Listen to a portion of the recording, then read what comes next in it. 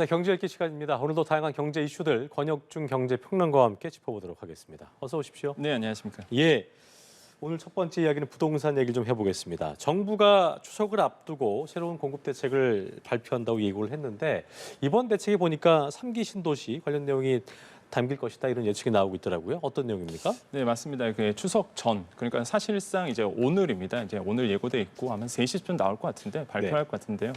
일단 추석 전에 이제 공급에 대해서 어느 정도 시그널을 주겠다라고 이제 발표를 한 상태입니다. 왜 그러냐면 사실 지금 부동산 서울 수도권 중심으로 다시 한번 이제 가격의 오름세를 기록하고 있고 다시 한번 들썩이다 보니까 사실 정부가 원인을 분석해봤더니 이제 공급에 대한 불안 심리가 시장에서 작용하고 있다는 거죠. 그래서 이제는 공급에 대한 확실한 시그널을 줘서 이 불안 심리를 잡겠다라는 겁니다. 그래서 이제 공급에 대해서 이제는 얘기를 할 것이다라고 보고 있고 지금 시장에서 예상하는 거는 이제 3가지 정도가 됩니다. 3기 신도시 공급 일정을 앞당기는 방법이 첫 번째일 거고요.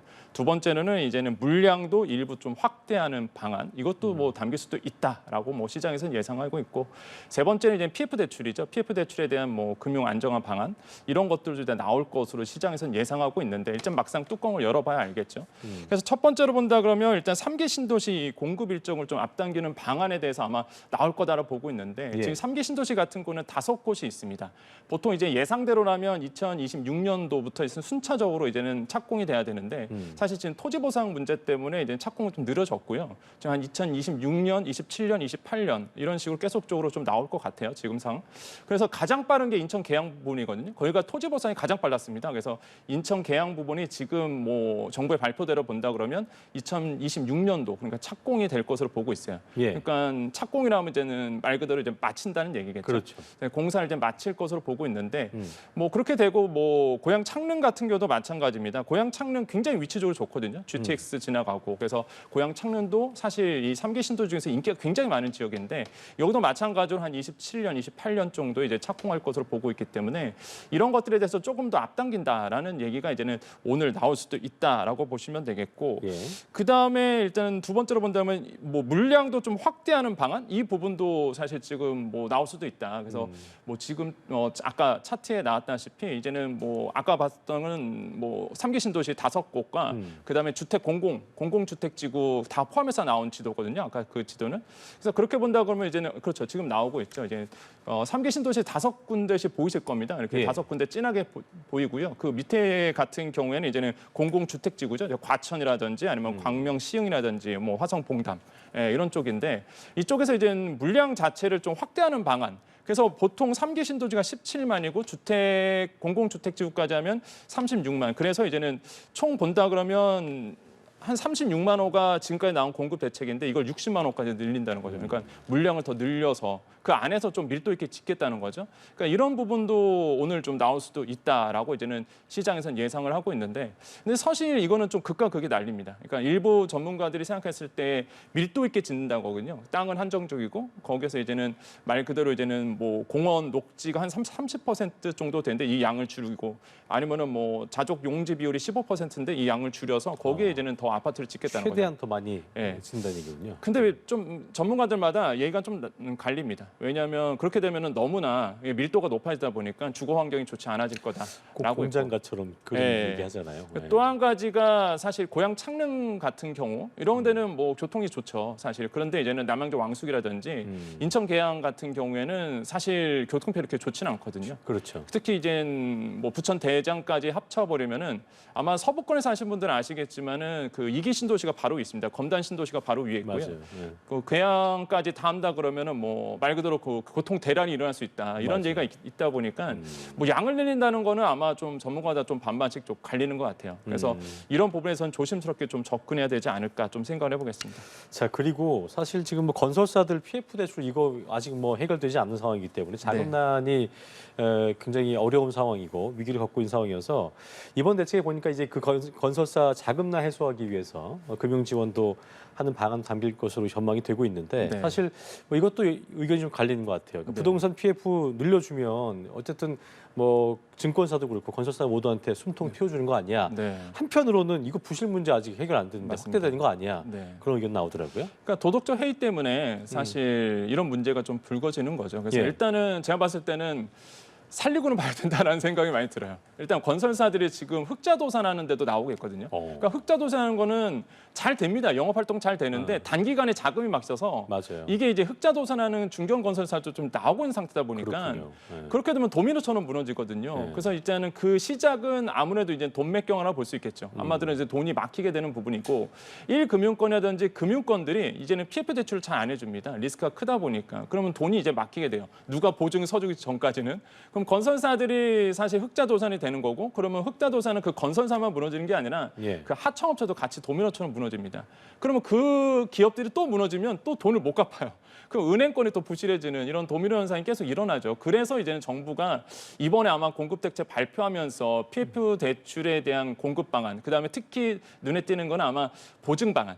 한마디로 이제 보증을 늘려줘서 이제는 건설사들이 좀 금융권에서 대출을 좀 받을 수 있도록 이런 방안이 좀 담기지 않을까라고 저는 생각을 해보겠고 충분히 이제 현실적인 내용이다라고 보시면 되겠습니다. 그래서 만기 연장과 보증 지원 이 부분이 아마 가장 큰 핵심이다라고 보시면 되겠고 지금 뭐 원희룡 장관이 얘기를 했었어요. 뭐 어떤 얘기냐면 공급 위축 만에 뭐 순환 속도 높일 방안 마련하겠다. 그래서 아마 발표할 겁니다. 오늘 발표할 거고 그러면서 이제는 또 얘기가 나왔던 게 한은에서도 계속적으로 얘기를 했었어요. 이 PF 대출 부실화되면 우리나라의 금융권에 영향을 줄 수밖에 없기 때문에 빨리 선제적으로 나서야 된다라고 봤습니다. 그래서 이런 종합적으로 본다 그러면 아마 오늘 공급 대책에 분명히 PF 대출에 대한 공급 방안 얘기도 분명히 나올 것이라고 보고 있습니다. 이게 사실 또 어딘가에 정부가 공급한다고 그러면 투기 수요가 몰릴 수도 있거든요. 네네네. 그래서 이런 걸 좀 우려해서 그런 것인지 원희룡 장관이 이번 공급 대책에는 뭐 시장 수요 자극한 대책은 맞습니다. 없다라고 네. 선을 그었네요. 네. 그러니까 철저하게 공급 중심으로 발표하겠다라고 이미 그러니까요. 밝혔죠. 그래서 세제 혜택 이런 건 없다라고 이제 못을 딱 박은 상태고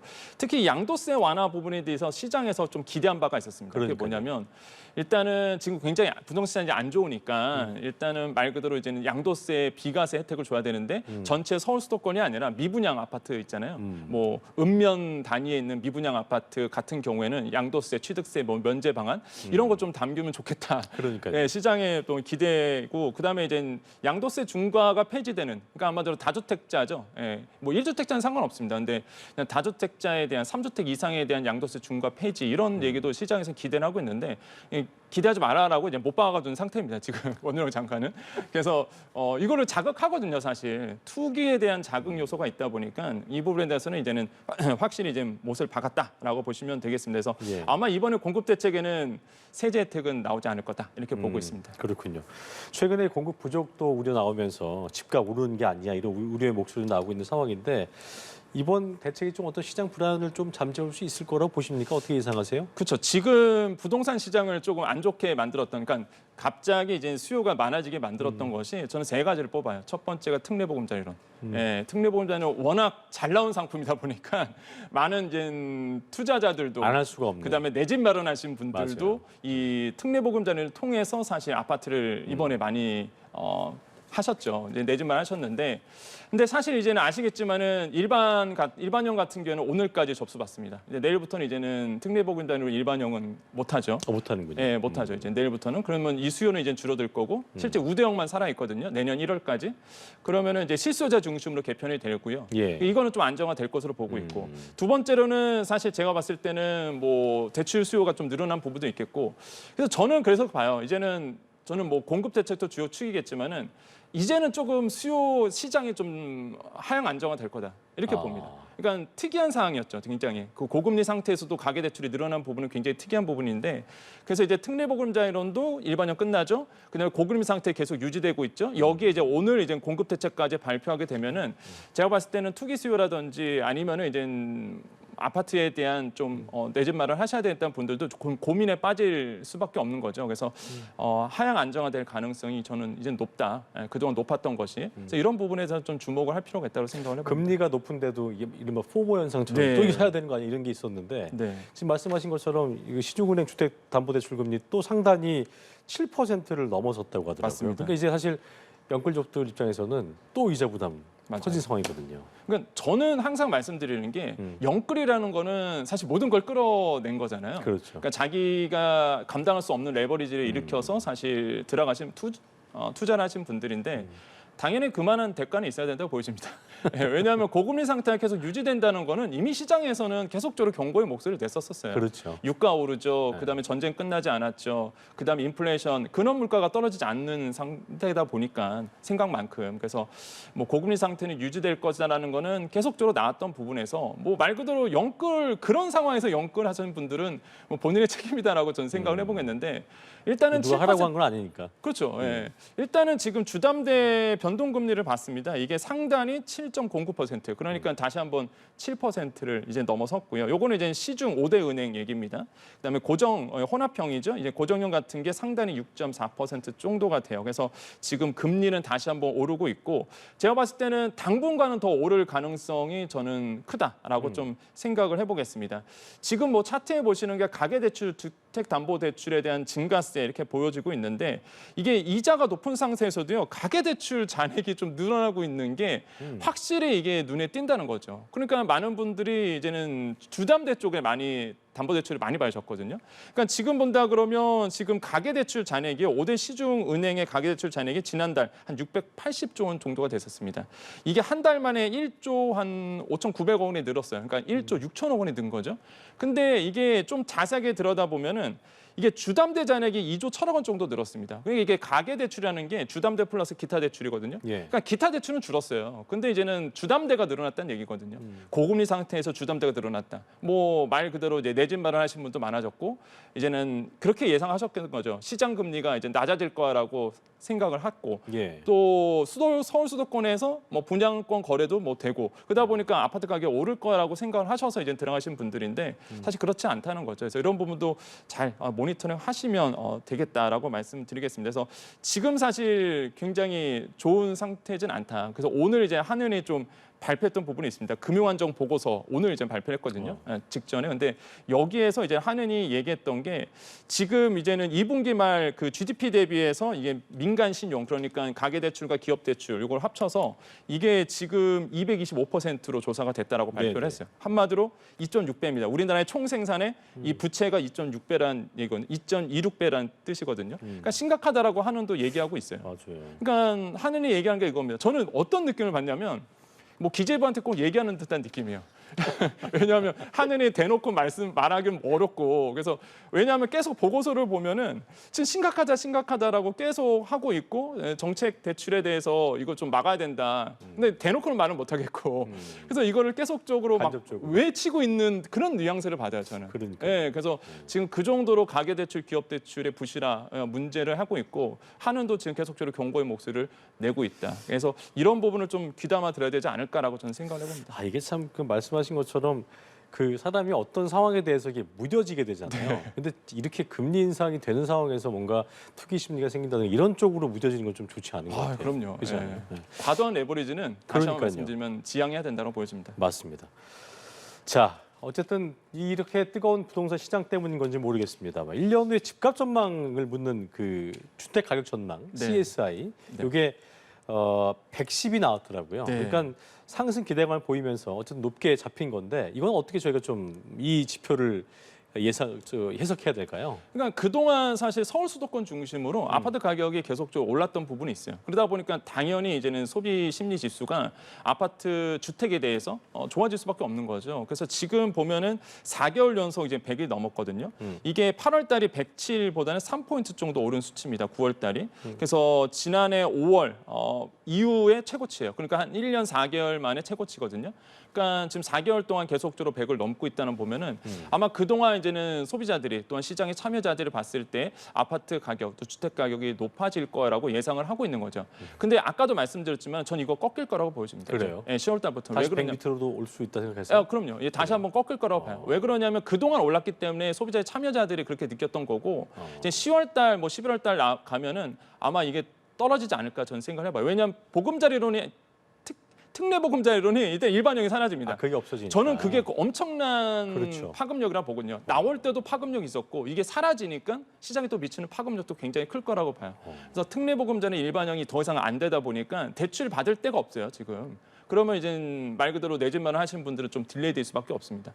그다음에 고금리 상태 지금 7% 상단 넘어섰잖아요 지금 변동금리가. 그러면 이제는 고금리 상태에서 이런 상태에서 대출을 받아서 뭐 부동산 들어간다 하시는 분들은 많이 없을 겁니다. 그래서 제가 봤을 때는 말 그대로 그 소비자 동향 지수, 주택 동향 지수는 좀 떨어질 거다라고 이제 생각을 하고 있고 이거는 이제 9월 달이거든요. 그러니까 그동안 이제 올랐던 걸 이제 반영했다라고 이제 보시면 되겠고 아마 이제는 선행 지수다 보니까 9월 달까지는 이제는 오를 거야라고 본 거예요. 이제는 10월 달 가면 또 달라질 수 있습니다.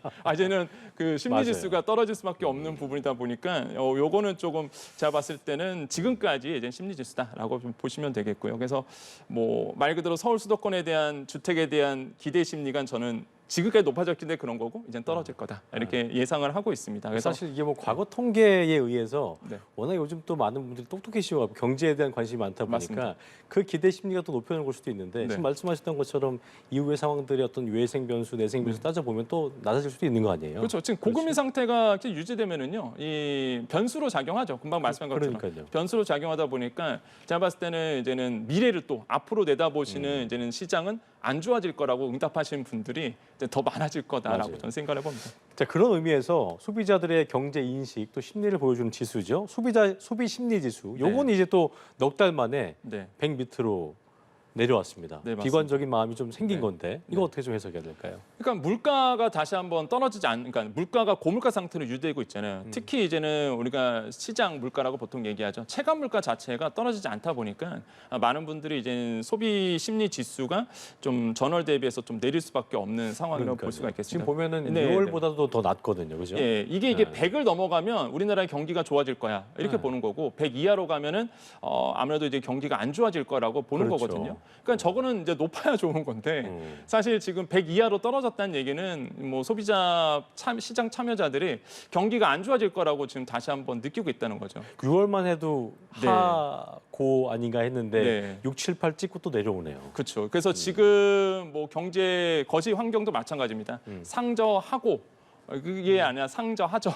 이렇게 될 그러니까요. 가능성이 굉장히 높다라고 보고 있고 아까도 말씀드렸지만 그러한 이유는 역시나 이제 체감 물가가 높다. 그다음에 가장 중요한 요인이죠. 예, 상저 하저의 가장 중요한 수출입니다. 예. 그러니까 수출 자체가 지금 안 되다 보니까 아마 시장의 참여자들 다 알고 있어요. 소비자들도 다 똑똑하셔서 지금 우리나라의 무역 적자, 수출 감소 부분, 특히 중국과의 교역량이 줄어들고 있는 부분 이런 것들 다 아시고 있기 때문에 예. 뭐 심리 지수로 봤을 때에 이제는 더 경기가 안 좋아질 거야라고 이제 피부적으로 느끼시는 거죠. 그래서 이런 부분들이 지금 우리나라의 시장에 소비자들에게 또 영향을 미치고 있다라고 좀 생각을 해보겠습니다. 알겠습니다. 경제 읽기 여기까지 권육중 경제평론가와 함께했습니다. 오늘 말씀 고맙습니다. 네, 감사합니다. 예.